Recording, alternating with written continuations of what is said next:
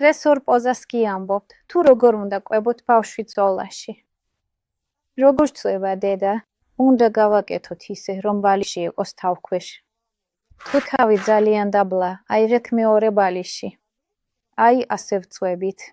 ახლა ბავშვს მოვიზიდავთ. პირველი პოზა ყველა ტიპის მკერდისთვის გამოდგება. ბავშვს მოვიზიდავთ და კისერს ვადევთ იდაყვის ნაკეთზე.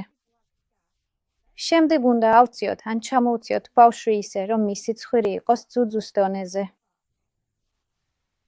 შემდეგ ვიღებთ ძუძუს და ვაკეთებთ ნაკეთს. ნაკეთს ყოველთვის აქ ზემოდან ვაკეთებთ.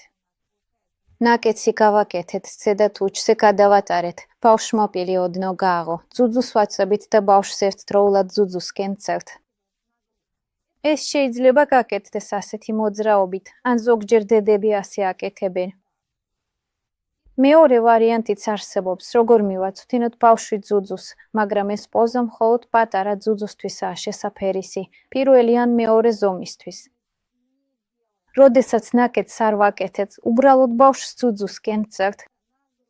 ბავშვი ცხვირით პოულობს ძუძუს თავს, იწყებს პირის ოდნავ გაღებას და ჩვენ ღრმად ვაცვებით ძუძუს.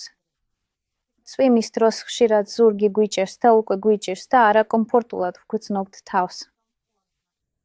ძალიან ეხმარება ზედა ფეხის წინ გაწევა, ხოლო უკან ბალიშის დადება ისე, რომ ცოტა უკან გადავიციოთ და ამით ზურგი მოუდუნოთ. ახლა გაჩვენებთ პოზას ემ ბავშვის ბუნებრივი მიდებისას ძუძუზე. ამ პოზას შეგიძლიათ გამოიყენოთ როგორც უბრალოდ ძუძუთი ყვებისას, ასევე ეპიზიოტომიის დროსაც.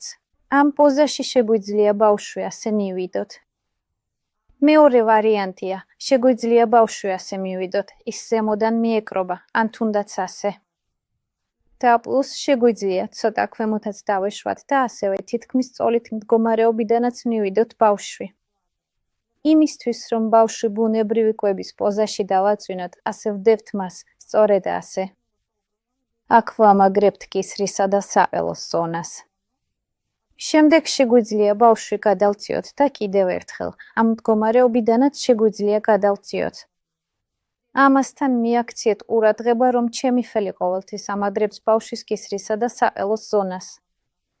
ნებისმიერი მდგომარეობიდან ის ფიქსირდება.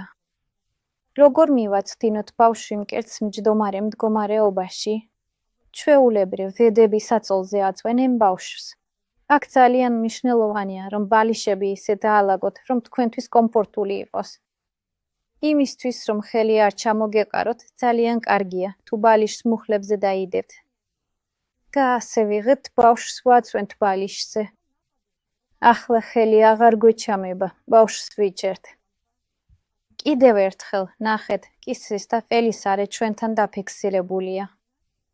ბავშვს ისე ვიჭერთ, რომ შეგვეძლოს ბავშვი მკერდზე მივაწვდინოთ.